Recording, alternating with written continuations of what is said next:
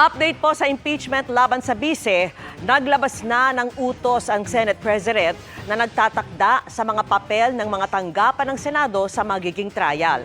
Pero ang simula ng mismong pag-uusig, sa Hulyo pa rin batay sa bagong labas na schedule. Nakatutok si Mav Gonzalez. Sa Hulyo pa inaasahang magsimula ang impeachment trial ni Vice President Sara Duterte matapos ang pagbubukas ng susunod na Kongreso sa Hulyo. Pero may mga pagkilos na sa Senado para ihanda ang mga kakailanganin para rito. Giit ni Senate President Chis Escudero, ang mga prosesong ginagawa ng Senado ngayon ay bilang pagsunod sa batas at hindi sa anumang panawagan. Matatandaang may mga nanawagan sa Senado na agad nang simula ng impeachment trial. It took us this long to be able to do these things again because we are acting on it prudently. We are not rushing, but neither are we delaying.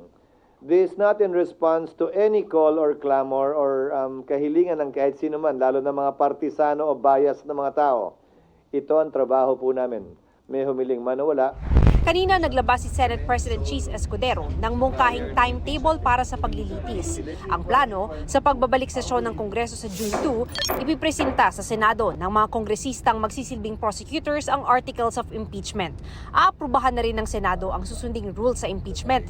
Ayon kay Senate Secretary Ray Bantug, kumukonsulta na raw sila sa mga abogado at pinag-aaralan ang mga probisyong aamyendahan. June 3 manunumpa ang mga senador na uupong hukom.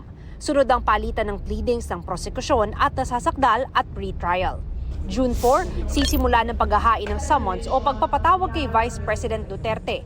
Lahat ito mangyayari bago mag-adjourn ang Kongreso sa June 14. Isang buwang gugulong ang pre-trial. At sa July 29, isang araw matapos magbukas ang sesyon, manunumpa naman ang mga bagong halal na senador. Kinabukasan, July 30, sisimulan na ang paglilitis. Sa proposed calendar ng impeachment, alas 9 ng umaga hanggang alas 2 ng hapon gagawin ang impeachment trial, habang alas 3 ng hapon naman magsisimula ang sesyon ng Senado. Paglilinaw ni Senate President Chis Escudero, aaprubahan pa ito ng Senado.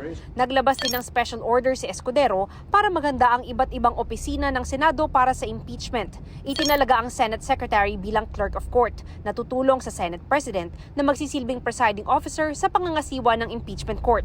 Itinalaga rin ang mga Deputy Clerk habang tagahain ng mga summon at subpoena ang Senate Sergeant at Arms. Lahat yan pinagbigay alam din namin sa Kamara sa pamamagitan ni Speaker Martin Romualdez at sa nasasakdal kay Vice President Sara Duterte para kung may gustong mag-question, may gustong mag-akyat sa korte, ika nga, pwede nilang gawin yan ngayon pa lamang para pag nagsimula ay tuloy-tuloy na talaga.